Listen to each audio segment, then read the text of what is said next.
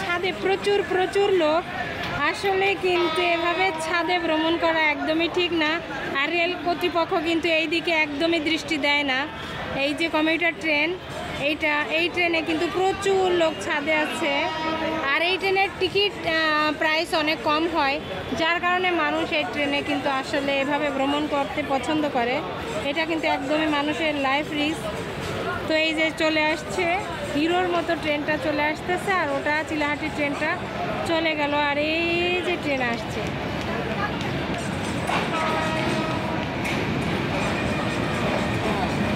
প্রচুর প্রচুর মানুষকে দেখেন ছাদে। এই যে ছাদে ভ্রমণ করছে মানুষ, এটা কিন্তু একদমই আসলে ঠিক না। এই যে এত মানুষ ছাদে, তা বলার বাইরে।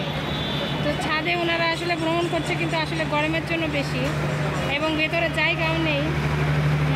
ঈদের ছুটি, যার কারণে মানুষ কিন্তু আসলে প্রচুর মানুষ আসলে ছাদে ভ্রমণ করছে। এটা একদমই আসলে আমাদের মানুষের জন্য কাম্য নয়। এর আগে কিন্তু একজনকে ছাদ থেকে মারামারি করে একজন ফেলে দিয়েছিল, তো ওই ছেলেটা কিন্তু আসলে মারা গেছিল।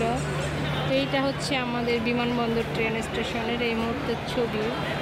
এই যে এদিকে মেট্রো হচ্ছে, আর এই যে স্টেশনটা, এই যে ট্রেন।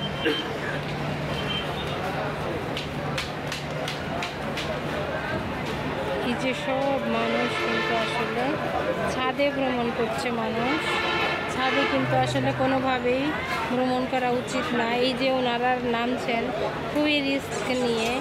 তো আমি কিন্তু আসলে দেখেছিলাম একটা ট্রেনের এই দুই বগির মাঝখানে চাপায় পড়ে কিন্তু একজন হচ্ছে মারা গেছে। এটা কিন্তু ফেসবুকে ভাইরাল হয়েছে এই পিকচারটা।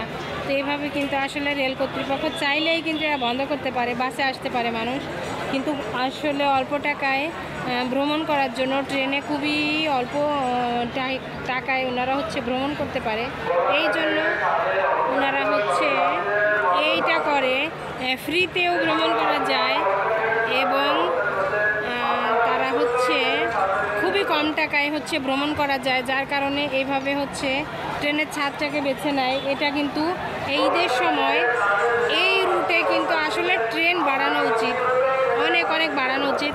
আমাদের সরকাররা কিন্তু শুধু রোড তৈরি করেছে, কিন্তু আসলে দেশের ট্রেনের পরিমাণ বাড়ায় নাই, যার কারণে মানুষের ঈদের সময় কিন্তু আসলে ট্রেন বাড়ানো উচিত। ট্রেন না বাড়ানোর কারণেই আসলে এই প্রবলেম।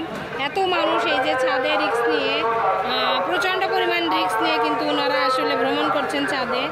এইটা কিন্তু আসলে সরকার কখনোই দেখে না, এবং রেল কর্তৃপক্ষ এই ব্যাপারে একদমই উদাসীন। মানুষের জীবন নিয়ে ওনাদের কোনো চিন্তাভাবনা নাই। দেশের অন্যান্য উন্নয়নের দিকে খুবই দৃষ্টি দেন ওনারা, কিন্তু আসলে যোগাযোগ ব্যবস্থার দিকে এবং এই ট্রেন সার্ভিসের দিকে ওনারা কিন্তু আসলে দৃষ্টি দেন না।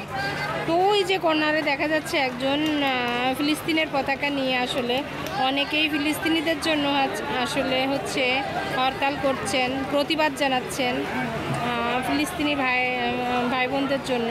তো এইটা কিন্তু আসলে ছাদে হওয়া উচিত না, কোনোভাবেই ছাদে হওয়া উচিত না। ছাদে যেন ভ্রমণ না করে সেই দিকে কিন্তু রেল যোগাযোগ কর্তৃপক্ষের দৃষ্টি আকর্ষণ করে বলছি, ওনারা যেন যেভাবেই হোক কোনো যানবাহনেরই ছাদে যেন আসলে পারে। এই মুহূর্তে ট্রেনটা কিন্তু আসলে চলে যাবে, ছেড়ে যাবে। তো দেখেন এখানে কিন্তু ধরার কোনো কিছু নেই ট্রেনের উপরে।